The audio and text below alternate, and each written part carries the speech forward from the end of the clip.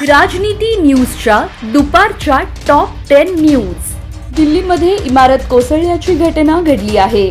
दिल्लीच्या मुस्तफाबाद परिसरात पहाटे एक इमारत कोसळून मोठी दुर्घटना घडली असून या घटनेत 4 जणांचा मृत्यू झाल्याची माहिती मिळत आहे। अनेक जण ढिगाऱ्याखाली अडकल्याची माहिती आहे।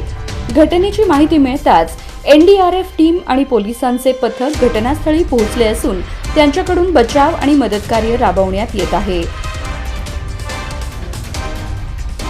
केंद्रीय आयुष राज्यमंत्री, स्वतंत्र प्रभार आणि आरोग्य आणि कुटुंब कल्याण राज्यमंत्री प्रतापराव जाधव हे पंढरपूर दौऱ्यावर आले असता सोलापूर दक्षिणचे आमदार सुभाष देशमुख यांनी त्यांची सदिच्छा भेट घेतली। यावेळी त्यांचा स्वागतपर सत्कार केला। यानंतर विविध राजकीय आणि सामाजिक विषयांवर दोन्ही नेते मंडळींमध्ये चर्चा झाली। राज ठाकरे आणि उद्धव ठाकरे यांनी एकत्र यावे अशी मागणी सगळीकडे जोर धरू लागली आहे। उद्धव ठाकरे आणि राज ठाकरे एका लग्न सोहळ्यासाठी एकत्र पाहायला मिळाले। यातच आता अभिनेते महेश मांजरेकर यांनी वास्तव में ट्रुथ या कार्यक्रमात राज ठाकरे यांची मुलाखत घेतली। या मुलाखतीत त्यांना समजा शिवसेना फुटली नाही फुटली तर तुम्ही अजूनही एकत्र येऊ शकता का असा प्रश्न विचारण्यात आला। यावर राज ठाकरे यांनी त्यांची भूमिका मांडली आहे। यावरून राजकीय वर्तुळात अनेक चर्चा रंगल्या आहेत। संभाजी ब्रिगेडच्या वतीने 4 हुतात्मा चौकातील राजमाता अहिल्यादेवी होळकर यांच्या पुतळ्यास पुष्पहार अर्पण करून व भंडारा उधळून संभाजी ब्रिगेडच्या विरोधात बेताल वक्तव्य करणाऱ्या आमदार गोपीचंद पडळकर यांच्या वक्तव्याच्या निषेधार्थ आज आंदोलन करण्यात आले। पडळकर हे गेल्या काही दिवसांपासून संभाजी ब्रिगेडबद्दल वेगवेगळी वक्तव्य करत आहेत। ते धनगर बांधवांना आरक्षण मिळवून देतो असे जाहीर आश्वासन देऊन सुद्धा धनगर आरक्षणावर काहीच बोलत नाहीत। ते फक्त धनगर बांधवांचे डोके भडकवण्याचे काम करीत आहेत असा आरोपही करण्यात आला। माणिकम यांनी ट्विट करत लिहिले आहे की भारतीय लोक डोलो 650 ला कॅडबरी जेम्स सारखे घेतात। या पोस्टला अनेक लाईक्स तसेच कमेंट्स करण्यात आल्या आहेत।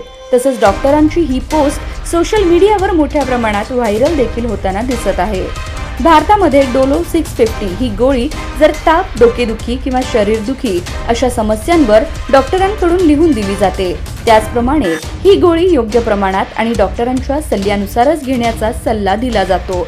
पण या गोळीचा मोठ्या प्रमाणात वापर केल्यास ते तुमच्या शरीरासाठी घातक ठरू शकते असे डॉक्टरांचे म्हणणे आहे। गेल्या काही दिवसांपासून वाढत असलेल्या तापमानाच्या काहिलीमुळे सोलापूरकर होरपळून निघत असून शुक्रवारी तापमानाचा या हंगामातील आणखी उच्चांक होऊन 43.2 अंश सेल्सिअस इतका नोंदला गेला। दिवसभरातील उन्हाच्या काहिलीनंतर सायंकाळी आकाशात ढगांची गर्दी झाली। त्यानंतर पावसाच्या हलक्या सरी पडल्याने शहरवासियांना काही वेळ दिलासा मिळाला। एप्रिलपासून उन्हाचा कडाका चांगलाच वाढला आहे। शहराचे तापमान सतत 40 अंशांच्या पुढे आहे। गांधी परिवाराने केलेल्या नॅशनल हेरॉल्ड प्रकरणाची ईडी मार्फत चौकशी झाली पाहिजे। यासाठी भाजपा युवा मोर्चा सोलापूर शहराध्यक्ष डॉक्टर किरण देशमुख यांच्या नेतृत्वाखाली युवा मोर्चातर्फे काल कन्ना चौक येथे आंदोलन करण्यात आले। सोनिया गांधी आणि राहुल गांधी यांना नॅशनल हेरॉल्ड प्रकरणात हजारो कोटींच्या शासकीय जागा स्वतःच्या खासगी संस्थांच्या नावाखाली लाटून देशातील सामान्य नागरिकांची फसवणूक केली आहे। वाईन शॉपमध्ये दारू पिऊ दिली नाही म्हणून एका माथेफिरूने बिअरची बाटली डोक्यात फोडली। ही घटना शुक्रवारी दुपारी घडली आहे। अधिक माहिती अशी की शहरातील ऐनापूर मारुती रोडवर जखमी शंकरराव कोकाटे यांचे अश्विनी वाईन शॉप आहे। सदर ठिकाणी फक्त दारू विक्री करण्याची परवानगी आहे। अमन नूर मोहम्मद शेख राहणार चांदणी तालुका परांडा धाराशिव हा वाईन शॉप मध्ये आला व त्याने एक बियर विकत घेतली आणि लगेचच त्याच दुकानात उभारून बियर पिऊ लागला। त्यावेळी दुकानातील कामगार हे या ठिकाणी दारू पिऊ दिली नाही दुकान मालकाच्या डोक्यात दारूची बाटली मारली आहे। रॉयल चॅलेंजर्स बंगळुरूवर 5 गडी व 11 चेंडू राखून विजय मिळवला। पावसाच्या व्यत्ययामुळे रात्री उशिराने सुरू झालेला हा सामना प्रत्येकी 14 षटकांचा खेळविण्यात आला। यामध्ये बंगळुरूला 14 षटकात 9 बाद 95 धावांवर रोखल्यानंतर पंजाबने 12.1 षटकात 5 गड्यांच्या मोबदल्यात 98 धावा करत विजयी लक्ष्य पार केले।